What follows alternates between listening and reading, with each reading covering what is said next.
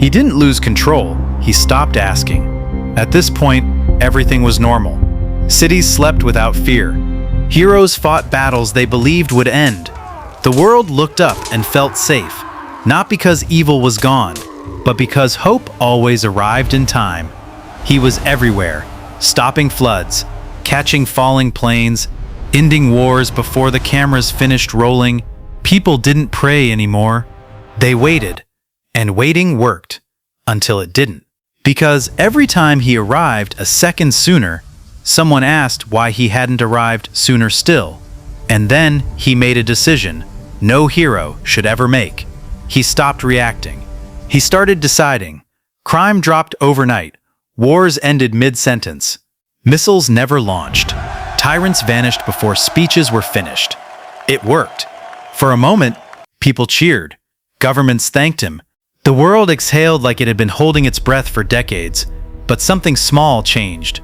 No warnings, no debates, no votes, just outcomes. A general was removed before he ordered an invasion. A corporation collapsed before it poisoned a river. A scientist disappeared before finishing his work. No trials, no explanations, only silence. The streets felt safer, but quieter. Eyes followed the sky now, not with awe, with calculation. Heroes noticed first. Plans failed before they were shared. Missions ended before they began. Every problem already handled. By him, he said it was efficiency. He said delay cost lives. He said freedom meant nothing if no one survived to use it. It worked, for a moment. Then, the costs appeared. A city went dark, not destroyed, just paused. Power grids shut down to prevent conflict. Borders sealed to stop escalation. Information restricted to prevent panic. People were safe, but trapped. Questions were asked. Not loudly, not at first. Who decides what's too dangerous? Who defines harm before it happens? Who watches the one who never sleeps? He heard all of it and ignored it. Because from where he stood, hesitation looked like weakness, and weakness looked like death.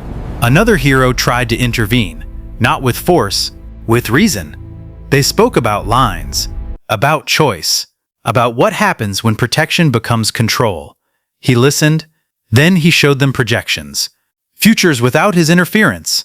Cities burning, oceans rising, millions dead because someone waited for permission. He asked a single question. How many lives is freedom worth? No one answered. That silence was all he needed. From that moment on, he didn't ask. He announced. Curfews were temporary. Surveillance was preventative. Interventions were necessary. And the world complied. Because resistance felt irresponsible. Because disagreement felt dangerous. Because when perfection hovers overhead, flaws look like crimes. It worked. For a moment. Then a prison riot never happened. Because the prison never opened. A rebellion never formed. Because the leaders were removed as children. A future never existed. Because it was deemed unstable. That's when the truth surfaced. This wasn't protection anymore. This was intention. He wasn't saving the world from destruction. He was saving it from choice. And deep down, he knew exactly what he was doing. No alarms rang when they decided to stop him. Because alarms assumed something was wrong. And according to the world, nothing was. Cities were calm. Skies were clear. Crime statistics were flawless. Hope had never looked so clean. But the heroes felt it. That quiet pressure. That invisible weight pressing choices flat. Plans were no longer plans. They were permissions. And permissions were rarely granted. They spoke of mistakes, of failure, of how the world was never meant to be perfect. He didn't argue. He showed them numbers. Lives saved. Disasters erased before they began. Wars reduced to footnotes that never happened. This is mercy, he said. And mercy doesn't ask. That's when the truth became impossible to deny. Saving the world was no longer the goal. Maintaining it was. The first real resistance came quietly. A city chose to disobey. Nothing violent, just refusal. No curfew. No compliance. He arrived instantly. No threats. No anger. Just a decision. The city lost access. For a moment, then heroes broke ranks, not to fight him, but to show the world what safety without choice looked like. They sabotaged nothing, destroyed nothing. They simply stood where he said not to, and waited. He pleaded at first, not with words, with outcomes. He showed futures collapsing without his oversight. He showed chaos, clawing its way back. They didn't move, so he did.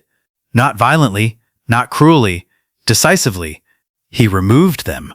From the skies, from the streets, from history's momentum, not dead, contained, protected from themselves.